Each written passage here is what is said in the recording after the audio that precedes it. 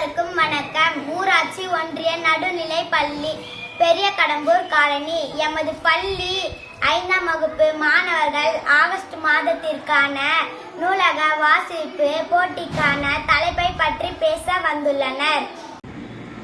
அனைவருக்கும் வணக்கம். என் பெயர் ரக்ஷிதா. நான் ஊராட்சி ஒன்றிய நடுநிலை பள்ளி பெரிய கடம்பூர் கிராமத்தில் 5ஆம் வகுப்பு படிக்கிறேன். நான் இப்பொழுது புத்தக மதிப்புரை பற்றி கூறப்போகிறேன். நான் எடுத்துக்கொண்ட புத்தகத்தின் தலைப்பு ஆமையும் அதன் பறக்கும் ஆசையும். வாங்க புத்தகத்திற்குள் போகலாம். ஒரு நாள் ஒரு குட்டையின் அருகில் சிறிய ஆமை ஒன்று வாழ்ந்து வந்தது. குளிர்ந்த நீரில் தன் நண்பர்களுடன் விளையாட அது விரும்பியது.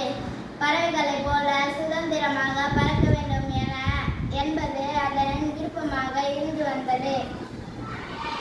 ஒரு நாள் ஆமை கழுகு ஒன்றை சந்தித்தது. உன்னை போல உயரத்தில் பறக்க வேண்டும் என்பதே என் ஆசை. எப்படி பறக்குவது என்பதை எனக்கு கற்றுத் தருவாயா என கழுகிடம் கேட்டது ஆமை.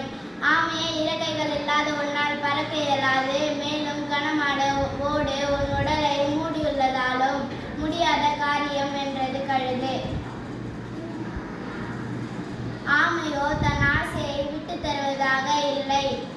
ஆமை கழுகிடம் பிடிவாதம் பிடித்தது. இறுதியாக கழுகு ஒப்புக்கொண்டது. ஆமையிடம் ஒரு குச்சியை கொடுத்து பிடித்து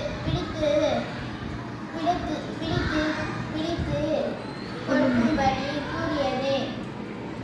கழுகு குச்சியை தன் வளைந்த கால் நகங்களால் கவ்விக்கொண்டே பறக்க தொடங்கியது. பறந்து செல்லும் போது ஆமைக்கு மகிழ்ச்சியை தந்தது. கீழே பார்க்கும் போது அனைத்து மரங்களும் வீடுகளும் மிகச் சிறியனவாக காட்சியளித்தன. மேலே பார்க்கும் போது மேகங்களை தொடலாம் என எண்ணியது.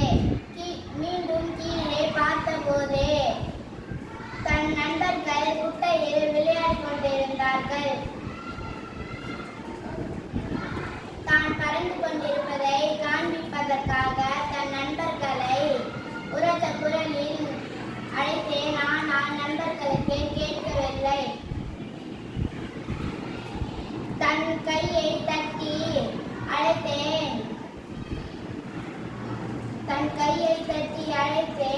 அழைக்கலாம்